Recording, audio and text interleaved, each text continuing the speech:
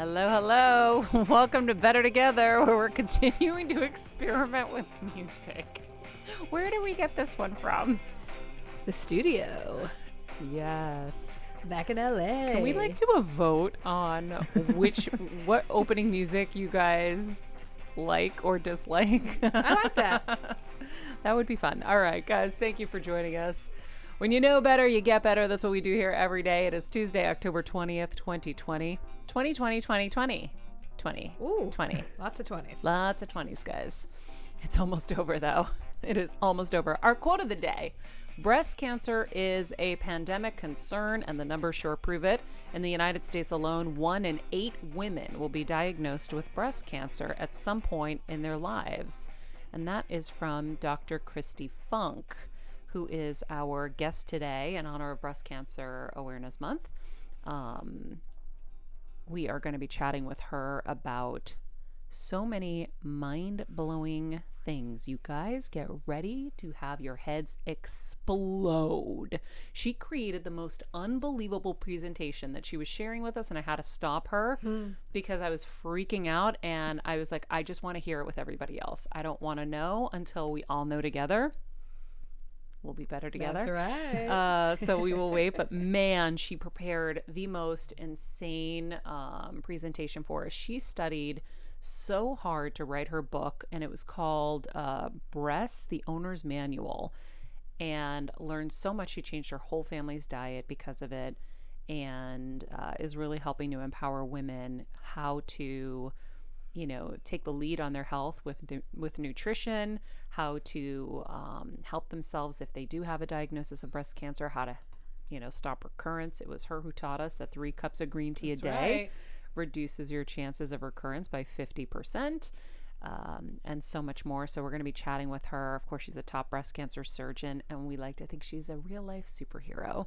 So we're going to be chatting with her today. If you haven't hit subscribe on YouTube, now is a great time, guys. You'll never miss a show, never miss an amazing presentation like you're going to get today from Dr. Kristi Funk. Of course, it helps us. It helps you. Follow us at Better Together with Maria. It is our hub where we can all get together and be inspired every day, and be together. So if you haven't followed us yet, this is the moment. We are really working hard over there to make it amazing for you guys. Head over to mariamenounos.com to subscribe to our newsletter. Not only are we going to be starting our giveaways, but we are also going to be doing our first newsletter where we're going to share my 5 top beauty products right now that I'm obsessed with, that a lot of you are always asking on my Instagram. And unfortunately, when you ask me, I'm never anywhere near the product, so I can't remember what color, what brand, or whatever. We're sharing it there.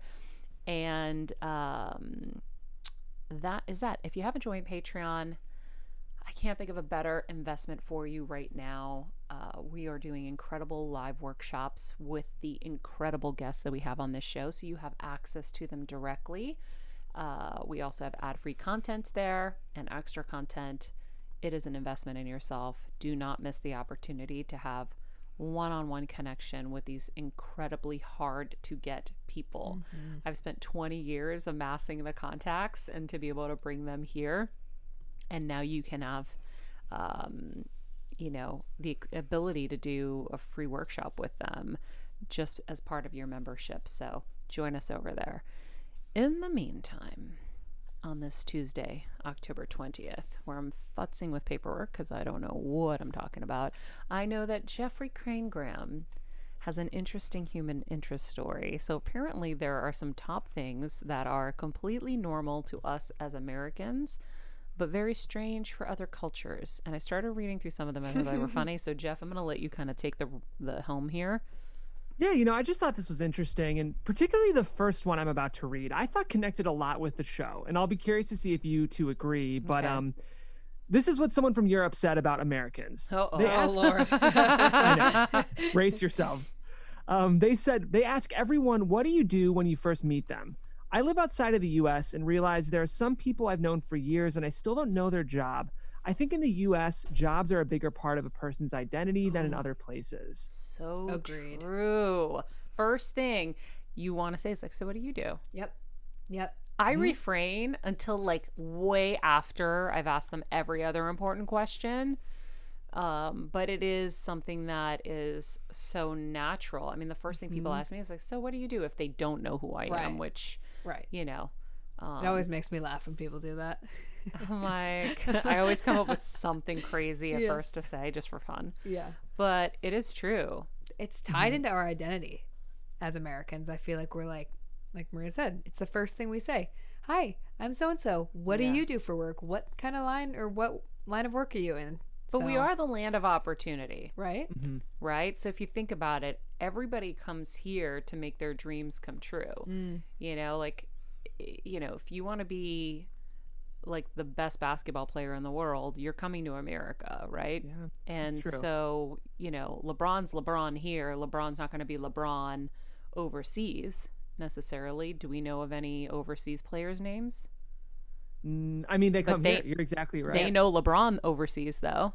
Yep. Yeah. Right? 100%. So we are the land of opportunity. That's where people come to make their dreams come true. So that makes sense, even though we would love to poo-poo on it, because at first I was like, oh, that's messed up. But then you think about it and it's like, well, our values are a little different here, and that we've needed a balance, and hopefully COVID is giving us that balance.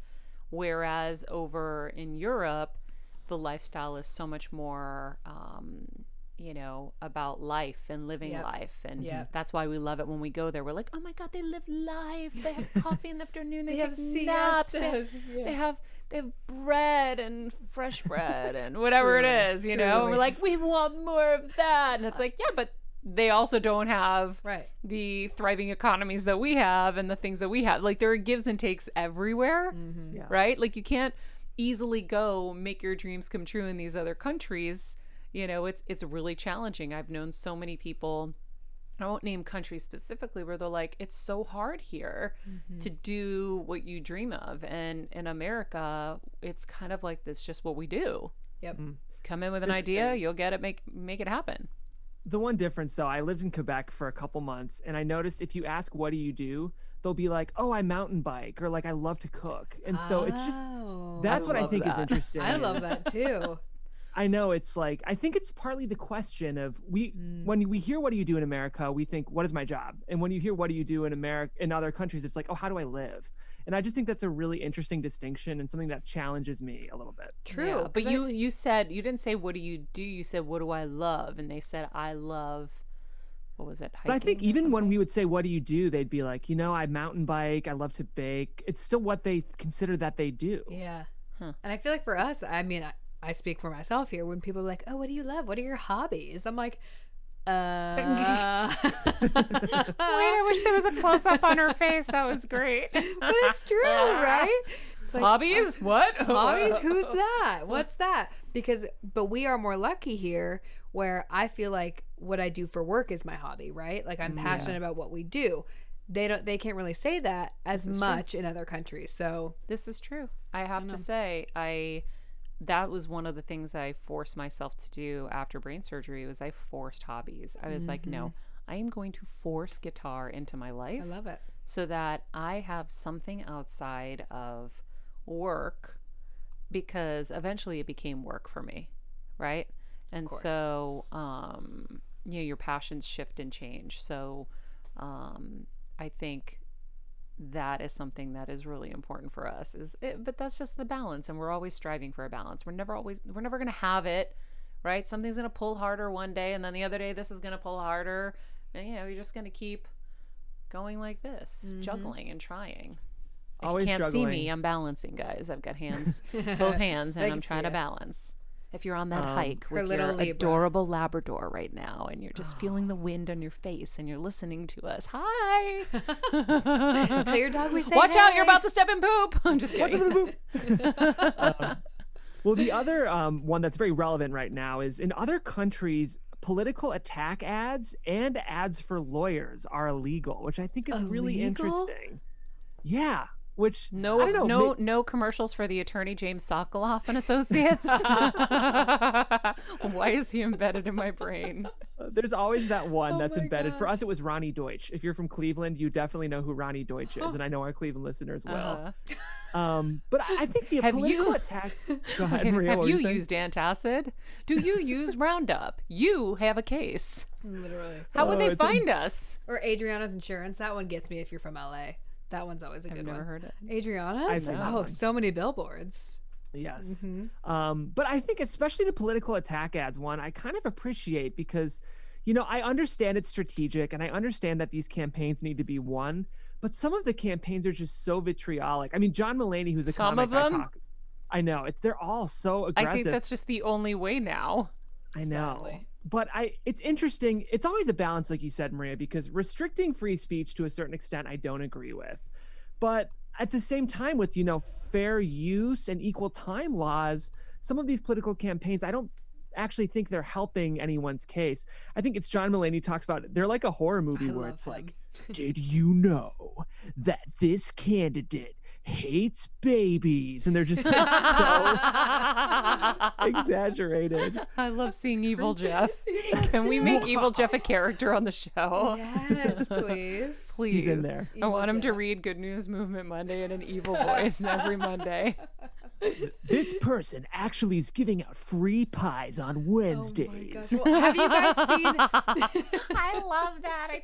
I think Jeff We should should do Evil Jeff should read our Good News Movement Monday. I'm here If for you it. agree, tell us in the Yes. chat. Tell us Let on us know. Instagram if you want Evil Jeff. Evil Jeff. It's friggin' hilarious. It reminds me of. Have you seen the TikTok? That guy on TikTok who's like, I forget. He's like an angry reactions, and he says everything really pissed off. He's like, "You look good today. Yeah, you look really good today." And it's like the funniest. Kelsey can't even do it without smiling. I get. That's but amazing. It's really funny. Oh, that's funny. right. Okay, one more, and then One we gotta more. get to Dr. Funk. So the other crazy one is we're the only country in the world where to vote or to be drafted is 18, but to drink is 21. What do you guys think about that? If I'm going to war, I better be able to have a Bud Light. Yeah, Yep. I don't think it makes sense. I think that it should all be 18, but I feel like one option is they could just say if you're a veteran or if you're a soldier, you can booze. Maybe that's like the one exception. Yeah, they it's not make. gonna work. Actually, I never thought about it, but why are we waiting till 21 when everyone's going to college and drinking No, anyway? exactly. I know. Well, Why? and we're like, if you go, when I lived in London, there's so much more casual about it. It's like there's not Yeah, really 'cause- anyone falling off roofs. And, I mean, there still is, but then you go to college and everyone's like, yeah, and it's a whole Yeah. thing.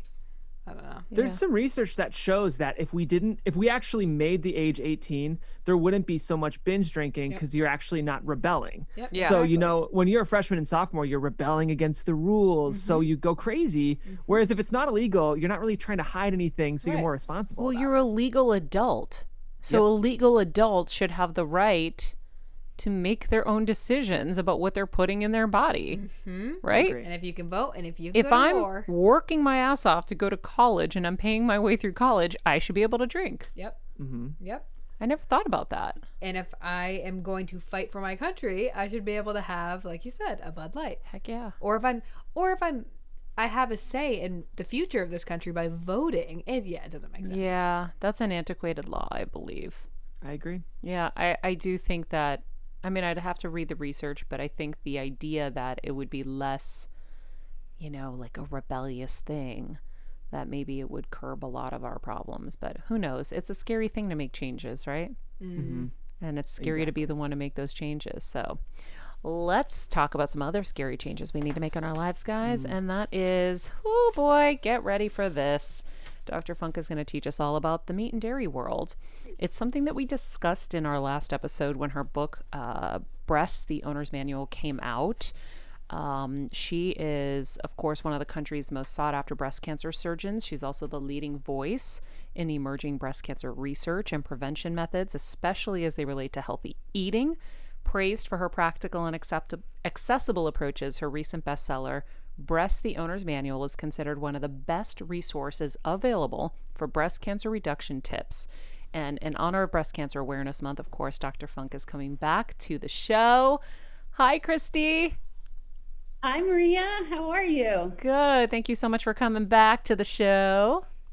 And anytime I get to come on your show, it's a great day. Thank you. Well, I feel like last time you were here, you were kind of giving us the broad strokes of what you, as a breast cancer surgeon and doctor, learned as you delved into nutrition, something that in medical school you said was a very limited subject and something that your patients were so desperate for more information on. And I remember we had that conversation where it was pretty eye-opening, and you were talking about, having only 15 minutes with a patient, and by the time the appointment's over and they're asking what could you do, you're like, there's so Right. much. But you still, even then, didn't have the knowledge that you now have, having delved so deeply into this world. And after I saw What the Health, just like 2 weeks ago, which now I'm sure you've seen, I started to course. remember the things you were saying about some of our very supposedly reputable organizations that are supposed to be helping us through cancer, through diabetes, through heart issues. And supposedly, from what I'm seeing and reading and what your research has brought to you, they're taking money from the very products that are contributing to the ailments. And so there is a conflict of interest, obviously, Shall we say? Yes. shall we say. And it is just kind of such a such a symptom of such a massive problem where, money gets first place over humanity. And I feel like today what we're going to learn with you is exactly what those issues are, exactly what we need to know to take control of our own health, because at this point we can't trust anybody else. We have to do our own work. Would you agree? Unfortunately, I agree. And it's unfortunate because it takes a lot of work to do your own work. And meanwhile, you're trying to carry on with a successful career, maybe raise some kids, take care of a puppy, what have you, and figuring out where your food is sourced from or whether or not red meat is actually okay to have 3 times a week, just random facts that you're hearing. Who's behind those facts? And right down to the studies that you might read. Then you find out, oh my gosh, this was funded by the egg board. That's why they're telling me to eat 2 eggs a day. It's so disconcerting for the average American. And we just have to look at these trusted, reputable organizations. My favorite of all is called PCRM, Physicians Committee for Responsible Medicine.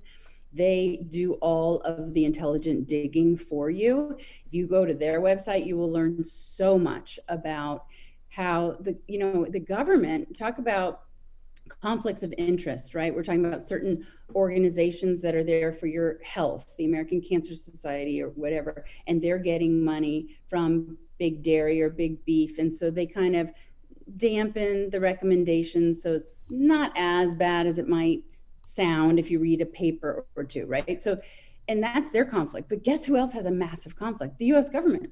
So the USDA, the Department of Agriculture, in its right hand, is supposed to take care of us Americans by creating, say, the daily food plate, telling us what to eat for maximal health. But their other job, they're beholden. I mean, it's Department of Agriculture. They're beholden to the meat and dairy and egg and poultry industries to make sure that our farmers are profitable and survive.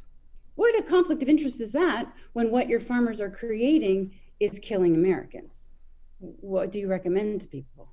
How do you solve that issue? So I kind of wanted to dive into some of that today with you.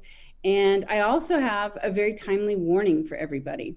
So right now it's COVID, and this has created an incredibly serious looming breast cancer crisis. In the next several years, you will see an explosion of not only more cancer cases, but slightly more advanced stages. I just got the chills all the way down my And it all has to do body. with COVID, and people don't think about it. Say that? I just got the chills all the way down my body really hard. It hurts. Why? Why are we going to face this? So what's happening is a double whammy. First of all, because of COVID fear, women aren't screening. Breast imaging is down 62%. breast genetics consults down 26%, breast surgery 21%. And are you ready? This is the scariest stat of all, and it's very recent. The August numbers, week for week versus pre-COVID. New breast cancer diagnoses are down 52%. So your first reaction might be like, oh, that's great. Oh, no. Let me tell you, the cancer incidence goes up every single year since 2012 by 0.3%, a kind of imperceptible increase, but it did not magically slash in half. Those cancers are there. And by year's end, we're talking around 120,000 invasive breast cancers that are there right now, not sheltering in place, not in quarantine, multiplying, dividing, and spreading. And at the very same time that these women are too fearful to get screened, guess what's happening? The biggest lifestyle risk factors for which we have scientific proof that they elevate breast cancer risk and death are dramatically on the rise, also because of COVID. So I'm talking about people not exercising, being sedentary, being completely stressed out, drinking more alcohol. I mean, the list goes on. These behaviors are inextricably tied to what cancer needs to fuel itself and thrive. So I really want to sound this alarm that women need to observe what their behavior is like right now in COVID. We could just take, for example, the quarantine 15, right? Which refers to the freshman 15, the 15 pounds gained. Why is that happening? Well, people are making very poor nutritional choices right now, to say the least. They're stocking up on ultra processed pantry items that stay stable for like 6 months to 6 years. They're cooking a bunch of comfort food, and we've got a lot of high calorie, nutrient poor foods that we're pouring into because it makes us feel better. The chips, the cookies, the crackers, the snacks, right? Yep. Then parks and gyms and public places are closed because of COVID. And women's exercise fitness routines have completely plopped down on the couch with them, as have they plopped down because guess what? They're working from home or not at all. So they're much more sedentary. I mean, some people I'm sure are going to listen to me and be like, you know what? Truth be told, I only got up 3 times today to go to the kitchen or to the bathroom. They're sitting all day long working. So there are solutions. They're going to take some just mindfulness. They don't have to be costly, but you want to set an alarm every hour and make sure you get up and walk around. It doesn't have to be a ton of super sweaty exercise to limit the damage that being sedentary is doing. Just get up and walk up and down the stairs a couple of times. Take a breather around the block. Or if you're watching TV, every time there's a commercial, do some burpees or sit-ups or jumping jacks. Put it into something that you're going to enjoy and do that isn't too long. If you're someone who actually loves to work out and just have gotten derailed from your fitness routine, there's so many great like YouTube workout videos you can get. There are ways to, like a desk treadmill. If you're working, you can just walk all day while you type. You don't get super sweaty, but you get in way more than those requisite 10,000 steps. And I also want people to realize, and we'll talk more about food because I love it so much and it's so powerful, but you need to start cooking some really nutritious foods and stop with stress baking. Yeah. So my first thing, and we'll get to the diet because I don't want to talk diet till we hear the things in our diet that we have to remove. But what I do want to know is the correlation, the scientific research behind exercise and breast cancer. The main correlation is that exercise reduces estrogen levels. So estrogen feeds and fuels 80% of all breast cancers. There's a little receptor sitting on the outside of cancer cells. Estrogen hits it and the cell is sent a signal to multiply and divide. And exercise reduces those levels. It also boosts your immune system and decreases stress. And stress is such kind of this ubiquitous but invisible stealer of joy. I wouldn't say that it definitely kills people, but that mind-body connection is so strong. There's one study that blows my mind and actually motivated my husband Andy and I to very big action. So it's called the LACE study, Life After Cancer Epidemiology Study. They looked at a ton of things. I get a great number of facts from this, but this particular sub-analysis looked at 2,200 early stage breast cancer patients, followed them for 10.8 years. And what they found is those reporting out low levels of psychosocial support and or low levels of religious affiliation and connectivity were 58% more likely to have died. during that decade. And we're talking early stage breast cancers. It's not like following stage 4 patients. So that really should make people take some notice about how important that mind-body connection is, how not having a friend or a supportive family can actually lead to a more inflammatory state inside your body, such that cancer cells can take root in the lung, in the liver, in the brain, and ultimately take your life. So we've created breastbuddies.com. There are thousands of women already there completely for free. Breastbuddies.com pairs newly diagnosed women with breast cancer to those who have been there, done that. And they are paired age for age, stage for stage, treatment for treatment. So you can literally be like, okay, I'm 42, I'm going to have mastectomy and chemo, and like Match.com, up pop all the women that are just like you, but they're through it on the other side. And then you can see something like, oh, she has an 8-year-old. I want to talk to her because I have an 8-year-old too.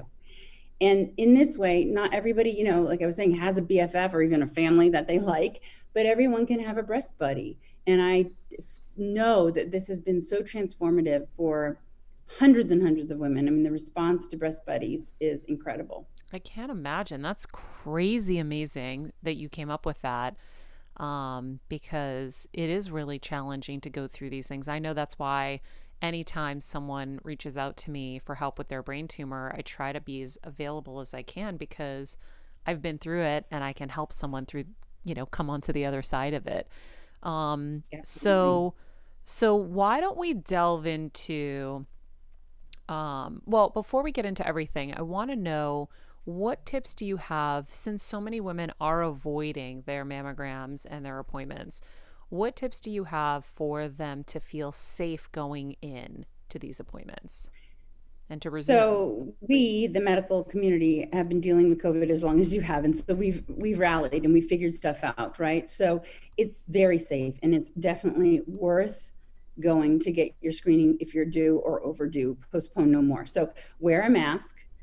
As soon as you walk in, you can't even get into the building without your temperature checked and a bunch of symptoms asked of you. So you're only letting people who are asymptomatic with a mask, they'll give you hand sanitizer, into the building. Then you walk in, you're like, hey, where's all the furniture? Most people are not letting you even sit down. So you're standing 6 feet apart. Here's a tip: bring your own pen, BYOP, so you can sign your own forms with your pen. As soon as you touch anything, have hand sanitizer. Once you get your mammo done, sanitize again. And as soon as you can, wash with soap and water for 20 seconds.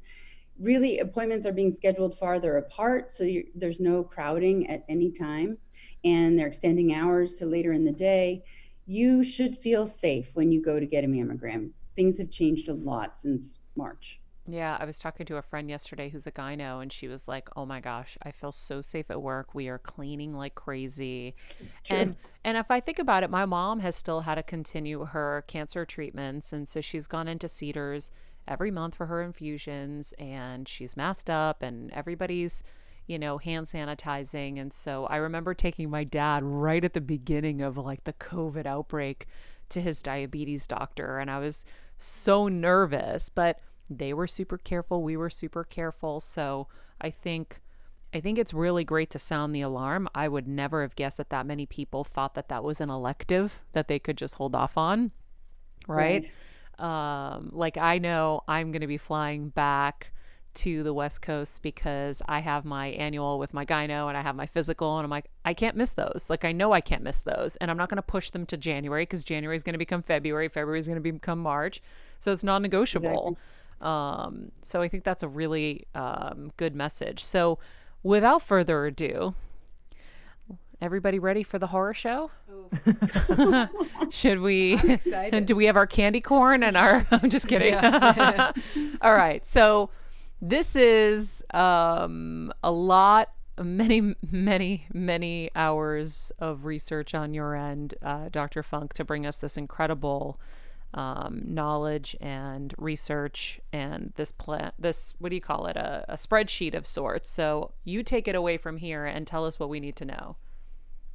Okay, well, to preface it, I did a little digging, because again, another subset of that LACE study that I mentioned looked at women who consumed high fat dairy, literally just 1 or more servings a day, versus those who consumed a half a serving or less a day. And they had a 49% increase in all-cause mortality. And that was, I want to say 2012. Whoa. Just this year, 2020, a very large study following over 52,000 North American women, comes out of Loma Linda University, this study, looked at milk consumption, and the highest versus the lowest milk consumers were 50% more likely to get breast cancer. So now we have causation and mortality rates elevated because of milk. And I've done a deep dive when I wrote the book. I had a section in there on milk. That's when I knew about the LACE study. And it turns out milk has some healthful attributes like calcium and vitamin D and butyrate. And then it also has some negative things like the saturated fat and the hormones, pesticides, and additives that might be in there. But it, in many studies, has a bit of a null effect. But then I dove a little deeper and I just wanted to share what I found. So let's see if we're getting. If you're listening to this show on audio, continue to listen, but I beg you to go to our YouTube and watch this presentation as well. So carry on, Dr. Funk. Okay, great. So here's what I want to share with you. If we look at US milk cattle inventory, this is how many cows are happily roaming around or crammed into spaces in the United States. So from the 20s and 30s, we have lots and lots of cows. We're looking at over 25 million. But zoom, everything really starts to drop in the 70s and 80s and levels out, and there aren't that many cows anymore. We're hovering around 8 million or so. But milk production just is going up and up and up and up. That doesn't really make sense, except for one and only one fact, which turns out to be true. The milk per cow has also gone up and up and up. So how is that even possible, right? Did cows suddenly just morph to make more milk? Well, sort of, because cows themselves are genetically modified, and then they're fed super feed that's also genetically modified, and they're pumped with hormones, and they get antibiotics so that they don't get breast infections like mastitis and abscesses, which they also get. By the way, it is completely legal in the United States to have 2% of your milk carton be pus. Statement. And that's just because there's so much abscess going on in those little milk glands of those cows. These cows are almost continuously pregnant or breastfeeding. So as soon as they deliver their little calf, it's taken away. They're always being pumped for milk. And then within 3 months, they're again inseminated. So they're always pregnant or just having given birth, and they're always lactating, which is a very high estrogenic state. So there's more estrogens in the milk we consume than would otherwise be there because of that. And the estrogens primarily reside in fat. So keep that in mind. Wait a minute. Now, whole milk in this same segment of the last 50 years, whole milk is this light grade consumption, has gone down from an incredible 220 pounds per capita all the way down to like maybe 40 or 50. And the skim milk has not really risen to any level that would account for that. So now we have a bunch of milk and nobody wanting it. What, oh, what can we possibly do? Wait, but is that because we've switched over, Dr. Funk, is that because we've gotten smarter and have switched over to like the coconut milks and the almond milks? Really, the alternative milks were not in vogue in the 80s and 90s to the point where you would see the decrease in consumption. People just were not interested in consuming it as much. And that whole kind of quaint world of home delivery, the milk bottles on the porch disappeared. That's where the Got Milk ads came from, right? They were trying to get more milk to be bought, probably. Exactly. And we're going to see, well, not only more milk, but here's what really happened: cheese. And the reason why this is a really great way to get rid of milk is that it takes 10 pounds of milk to make 1 pound of cheese. So you throw all of this milk into a huge vat, you throw a bunch of bacteria in there to make it smell like smelly feet, and then you throw a bunch of salt in there to stop the fermentation process with the bacteria. And what you have created is this, so again, 10 times the milk into this tiny little chunk of ooey gooey, delicious, salty, caloric, fatty cheese. Here's an example. Here's brie. A piece of brie, a wedge the size of 6 dominoes stacked together, will give you 75% fat and 25% protein. So it's like pure saturated fat almost. And for those quick with math, they're probably like, wait, 28 and 21, how's that 75, 25? That's because, in case you don't know, each gram of fat has 9 calories, but each gram of protein only has 4. So now when you eat this protein, it's called casein. And when casein hits your stomach, it becomes casomorphin. And just like that sounds, it hits the dopamine receptors in your brain, the same place that heroin and morphine would go, with 1/10 the signaling capacity, right? So you don't wake up in the morning with like Gouda tattooed across your chest, but you do say, that was really delicious. I wonder if there's any more around for me to eat. Has you coming back and back for more. And in nature, this has its utility, because what if a baby deer just leapt off into the forest? It would get eaten. No, it's addicted to mom's milk. It has these dopamine receptor activating properties in the case of morphine that keep you coming back and back. So new moms out there, I'm sorry to break it to you, but you know when your baby like zooms in on you because she is so in love with you and you are her be all end all, actually you're her drug dealer. And that is what's keeping the bond so strong between mom and baby. Wait, but you know, so Dr. Funk, so Dr. Funk, hold up. Yeah. If I don't give my future children milk, are they definitely not going to look at me like that? Or do they really just look at you like that because of that? Oh, they're going to look at you just because who could resist looking at your pretty face? But you know, one nice trick too is so the human milk has enough healthful properties. I'm not advising women to not breastfeed. I'm just simply saying that this is part of what God has designed in this mother-child bond. But if you don't breastfeed, really the bonding also, besides the milk changes in the stomach, comes from skin-on-skin contact and smell. So I always recommend mothers who aren't able to breastfeed to feed their baby with the bottle naked from the chest up, so that the little face is against your breast and then the bottle's there and they're smelling you and they're feeling the warmth of your skin and hearing your heartbeat. Like, you just make it, and she will look at you, or he will look at you, just as if you had given a little lacto crack. Wow. Wow.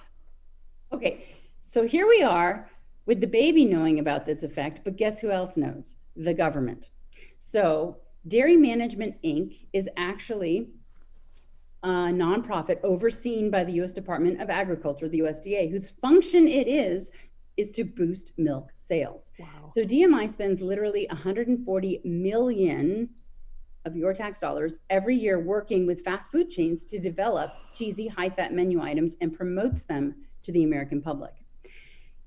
Here's an actual thing that happened. So in December 5th, 2000, they had the cheese forum, DMI did. And their whole thing was to say, how can we make Americans eat more cheese? Because we have too much milk, right? So now we can get rid of all this milk by having people love cheese, and they already could be naturally addicted to it. So this is an original slide from that meeting obtained by the Physicians Committee for Responsible Medicine via the Freedom of Information Act. So in that meeting, DMI said, well, who are the cheese lovers? We've got enhancers. These are the people who throw a little bit of cheese onto the top of their salad. We don't care about them. We want cravers. We want the people who open up the fridge, swallow down a hunk of cheddar, and swallow down another hunk of cheddar. So let's figure out who these people are. And the heaviest users are 25 to 54. They like it as it is. Just give me the cheese. Ugh. And they will eat more cheese than they already do, which is the whole point, because we got all this milk to get rid of. Here's another slide from that meeting. What do we want our integrated marketing program to do? We want to trigger the cheese craving. So how do we do that? Do we run ads that just say, cheese is good. Cheese has calcium. No, you want to hit people kind of ubiquitously. And what's ubiquitous in America? Fast food chains. So they started with Wendy's. Wendy's, they created, didn't exist before, the Cheddar Lovers. Okay, we're already putting it in your brain. You love cheese. The Cheddar Lovers Bacon Cheeseburger. This worked, okay, because they sold 2.25 million pounds of cheese with 380 tons of fat and 1.2 tons of pure cholesterol. Now, remember, our number one killer on planet Earth is heart disease. But I thought I'd just play this 1999 commercial for you, a little Oh, throwback. I like as much as they can put on it. A lot of cheddar. How much cheddar is enough? Tons of it. There's nothing better than cheddar. So Wendy's new Cheddar Lovers Bacon Cheeseburger is loaded with cheddar. A lot of cheddar on that burger. This is one heavy cheddar burger. Along with 3 strips of hickory smoked bacon and sauteed onions, there are 2 slices of rich cheddar plus a cheddar cheese sauce. Nothing's missing from this burger. Very cheesy. There you go. Wendy's new Cheddar Lovers Bacon Cheeseburger. You're gonna love it. When I lay awake at night, this is what I think about. That makes 2 of us. Whoa. Wait, Yeah. so these things, goals of the Dairy Management Inc. group were somehow retrieved by the physicians group. Oh, right. Yes. So this PCRM, is straight really out of their quick. presentations. So they had these presentations. How do we trigger people? How do we get the cravers to want more cheese? Exactly. Wow. Yep. And I'll show you. So that worked so well, they moved on. So their next step was, okay, Subway, I see you have 2 sandwiches. They don't have cheese. Let's change that. Hey, Pizza Hut, we're going to create a pound of cheese per serving on your ultimate cheese pizza. Taco Bell, Burger King, they hit it all. You don't realize that it's actually a government sponsored program with a contract with Taco Bell that when you come to the drive-through, they have to say, or, this is back then, but, there's a line, and I'm making this up, but it would be in the contract. Like, you have to say, good afternoon. Have you tried our cheese enchilada? Have you tried our cheese quesadilla? That was the deal. Stop it. And then, just in case you think it's over, and I'm talking about 20 years ago, in 2018, the DMI, which is the US government, partnered with Pizza Hut to add 25% more cheese to their pan pizza in 6,000 US locations. And it just so happened to require 150 million more pounds of mozzarella. And then McDonald's, for example, they worked with McDonald's headquarters to increase the amount of dairy products used in meals at 14,000 locations.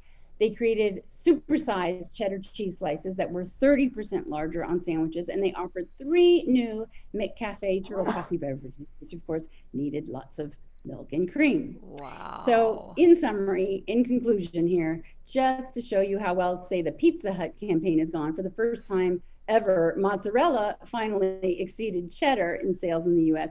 But look at this. This is 12 pounds of cheese per person per year. And I have to say, my little family of 5 isn't eating any of it. So that's 60 more pounds for the rest of America to be out there consuming. I'm very concerned about how people get their information about what's healthful to eat, because obviously there are ulterior motives. And I'm certainly not wishing dairy farmers to be out of work. Maybe we can repurpose the dairy farms to be soybean farms and flaxseed and make some healthier seed and nut milks instead. Or maybe the dairy farmers can stop injecting things with hormones and stop needing to produce as much, right? So that we can go back to real, clean, whole milk, right? That would be preferable to what we're consuming now. But So even milk itself has its own inflammatory cascade. I mean, we truly weren't meant, in my researched opinion, to drink milk beyond like 2 years old. It's high in fat and nutrients that you need as a little baby to boost your immune system and make sure all your cells are growing. But as you probably heard, we're the only species on planet Earth to drink the milk of another species. It's kind of gross when you think about it. yeah, I also wonder, I wonder so much, but the fact that we don't even realize that they're really working so hard to develop these recipes. Like, that's crazy, because I remember at some point I started to realize the connection between dairy and my breathing issues. And so I remember when I would go out to eat, it would be so challenging. I'm like, man, dairy is in everything, even the salads. There's nothing free of dairy. The vegetables are coated in butter. Everything is dairy. And so you never think about kind of the machine behind all of it until you see a documentary like What the Health, or you read your book and you see this episode of this show. So it's super important. So then I have some questions in the dairy realm for you. Especially as someone who is going to be moving forward with a surrogate, right? What kind of milk should my surrogate drink if she's going to have milk? So I think soy is the most healthful milk out there, but 1 in 2,000 people have a true soy allergy. So the numbers are much lower. I mean, put it this way, 1 in 50 people have a milk allergy, like the milk we're all drinking and then eating in forms of cheese. So it's way less likely that your baby's going to have a soy allergy than it would be that she or he has a dairy allergy. So soy has been shown in numerous studies when consumed prior in adolescence, so in youth and before age 18, high soy consumption confers a 60% reduction in future breast cancer. See, and we all heard soy was bad for so long. I cut soy out. Same. I know. I propagated that myth for 17 years as a breast cancer surgeon. I told all my patients to get rid of soy because all I knew was that there were phytoestrogens, plant-based estrogens, genistein, isoflavones in soy. And I thought, well, that estrogen receptor that we already talked about today, it can't be discriminating, can it? Oops, turns out it can because there's 2 different receptors, alpha and beta. Alpha is on the cancers, beta is not. And with 1,600% more affinity, the isoflavones in soy are hitting beta. And what they do are 2 interesting things. They shut alpha down. So it's actually protective. Wow. And soy goes out into your fat cells where you have an enzyme called aromatase. And aromatase is creating more estrogen from precursors from your adrenal gland, which is why, if we harken back to what I was talking about with COVID and weight gain and my concerns there, overweight postmenopausal ladies have between 50 and 250% more breast cancers because of the weight. Well, and also And we have it's so much because more fat adrenal is- fatigue too. Is that connected? That overweight people have more adrenal fatigue? Well, in general, I feel like all I'm hearing is people's adrenals are shot. Are shot. I mean, that's more of a over the stress response, right? Got That's it. chronic worsening in us. But so back to the soy, it's inhibiting the enzyme aromatase.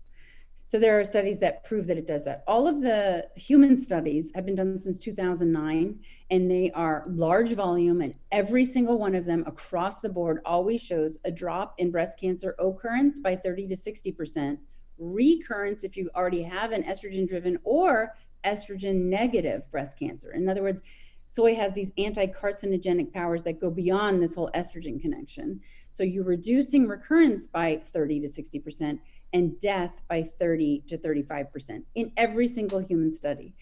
Prior to 2009, there were no human studies, and they would take breast cancer grafts in mice and feed the mice soy.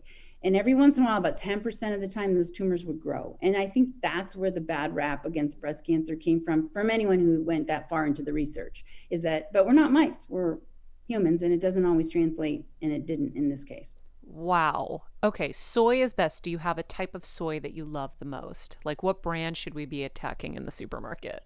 Oh, you know what? Any brand that's non-GMO and organic, because Has to be both, right? soy, wheat, and corn, pardon? Has to be both, right? Well, if you can't get organic, then make sure it's non-GMO. And if there's only GMO, don't even bother. And the reason is with soy, wheat, and corn, I'm very particular. We always have organic in the house for those products, always, because it's just the glyphosate is so dumped on these crops, and they're grown in such mass amounts because they are the feed for all of the GMO animals that are out there, besides the cows, the chickens, pigs, all of it.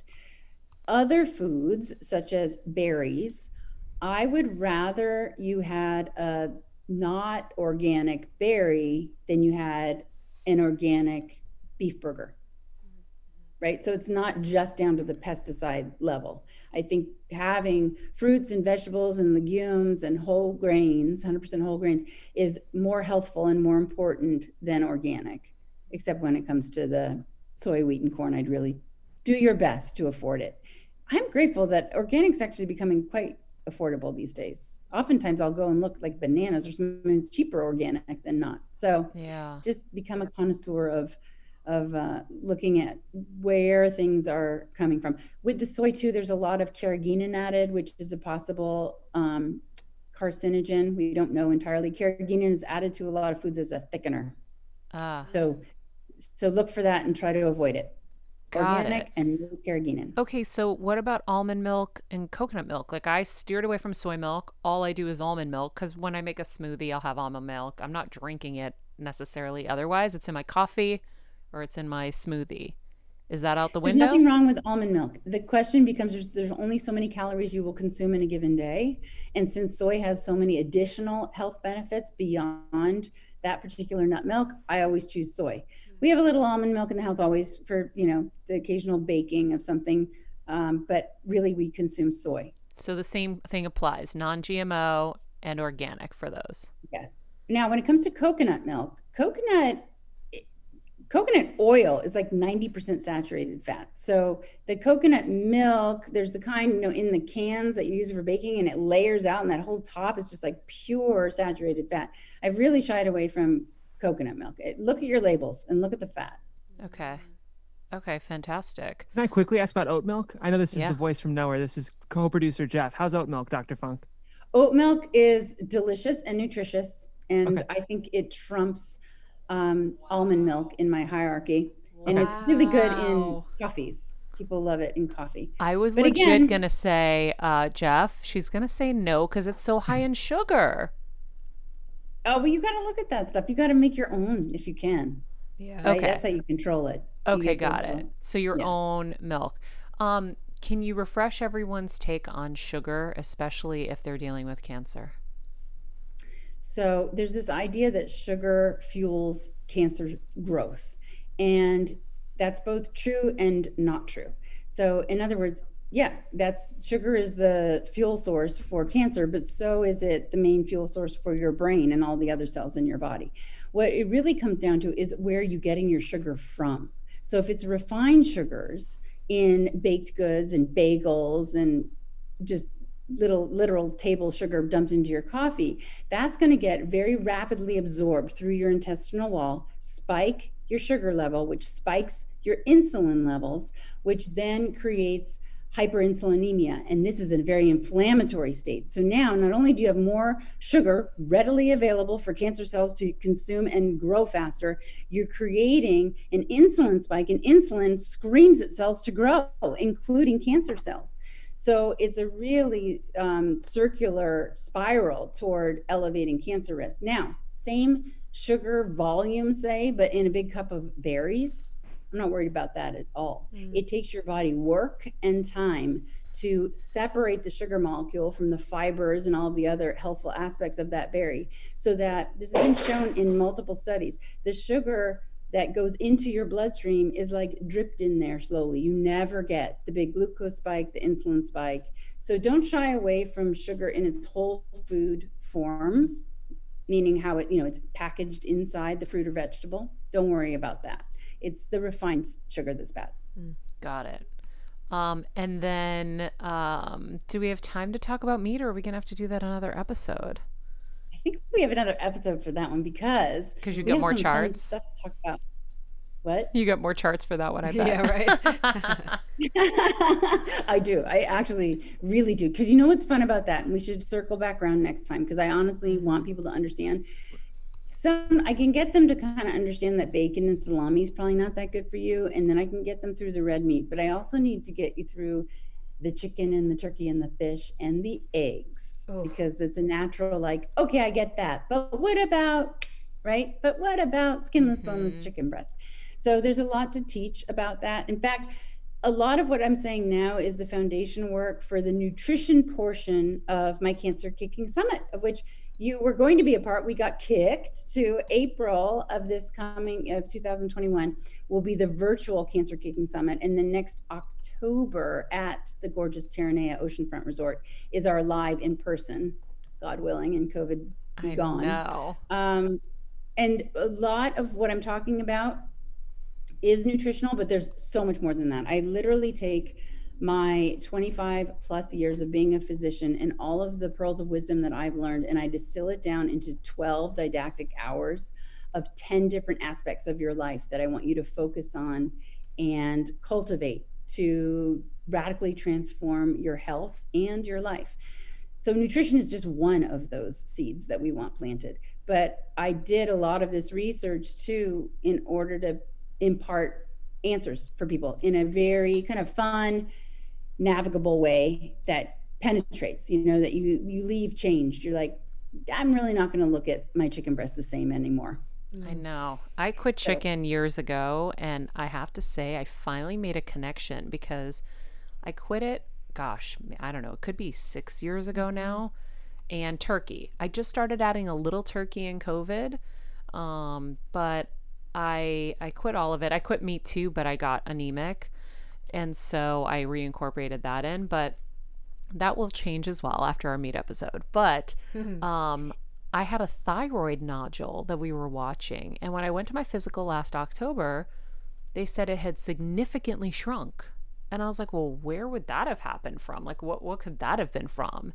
And now I'm realizing maybe it's like having so fewer hormones coming into my body might be the reason. Right. And when you consume meat, any animal protein and any animal fat automatically triggers a spike in IGF-1, insulin-like growth factor. That is the big daddy of them all. I think we talked about IGF-1 in a prior episode, so people can harken back.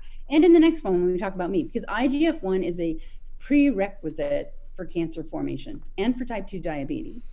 So much so that if you don't have IGF-1, you'll never have cancer and you'll never have diabetes. There are people born that way, unable to use IGF-1. They have Laron syndrome, and no one in the history of the world with Laron syndrome has ever had cancer or diabetes, except for one lady had ovarian cancer in 2017. But it's still remarkable, jaw-dropping statistics to realize that is how important IGF-1 is, and that is where your focus could be indirectly by eating a whole food plant-based diet. You're never spiking your IGF-1. So you're not stoking cancer cells that may or may not, and benign cells, like an overgrowth of a thyroid nodule grows because of IGF-1 screaming at everything in your body to grow when there's an excess. Wow. So that is very important information. And we are going to do a meat episode with you because I love that we broke it down to just dairy. Because what happens sometimes is these things get so overwhelming, and I'll leave and be like, how in the world are we going to do all of this? And how in the world am I asking anyone who's listening to do all of this? So it's great. Like, here's the first step. Like, here's your knowledge base on dairy. Now when you know the evil wizard behind the curtain and what they're doing back there, now it's like, okay, you can make your decisions. Are we going to lessen? Are we going to slowly tear down? Are we going to completely omit? What are we going to do here? So we have a lot to think about in the dairy world. I'm very much looking forward to our meat episode because I think that's a whole other thing we need to tackle, and I know I need to be tackling it. And but this is enough for one episode. We'll leave it right there. So for everything you need to know about Dr. Funk, you can go to www.pinklotus.com. There's info about Let's Beat Breast Cancer, the campaign there. You'll find recipes and all kinds of things there. Also, there's a lot of product on there that Dr. Funk has. So if you guys would use our landing page, that would be amazing because it helps our show. Just click the link in the summary. It's like a rather long little affiliate link, Jeff says. So it's like pinklotus.com, probably / Better Together with Maria Menounos and all of her family members and her dog's names and all of that. But if you click that link, that would help us. So thank you to you for using our landing page in advance. In the meantime, if you are a Patreon subscriber, hold on your hats because Dr. Funk is going to make her incredible smoothie recipe with us this week and a mocktail recipe because, as you said, alcohol sales are up. How much? Online, almost 500% week after week versus pre-COVID numbers. So we need some healthy mocktail recipes so that we don't damage ourselves any more than we already are by having too much alcohol. And this smoothie recipe is going to be incredible as well because it has probably so many anti-cancer properties in there, right? Every single ingredient has a purpose inside your body. And you can get all of these recipes at pinklotus.com/kitchen. Awesome. The mocktail and smoothie. Well, Dr. Funk, thank you so much. As always, if you liked this episode, you should check out our first conversation with Dr. Funk It's episode number 26 for even more incredible, valuable info. Share this with your friends who are on the breast cancer journey. Share this with your family members. This is my most shared episode, is episode 26. And now, of course, it's going to be this one too. And if you haven't gotten her book, Breasts, the Owner's Manual, it is a must. Even if you don't have breast cancer, there's so much in there you need to know so you don't get it. And if you have it, she has incredible information for you to help you on your journey. So do not miss the opportunity to get that book. Tomorrow we're going to have, I'm so excited about this interview, Me Too pioneer and journalist Gretchen Carlson on the show, who was recently portrayed by Nicole Kidman in the Oscar-nominated film Bombshell. So do not miss that. In the meantime, follow us at Dr. Kristi Funk, at Jeffrey Crane Graham, at Kelsmeyer2, and of course at Better Together with Maria. And remember, be nice people, make good choices, and be present.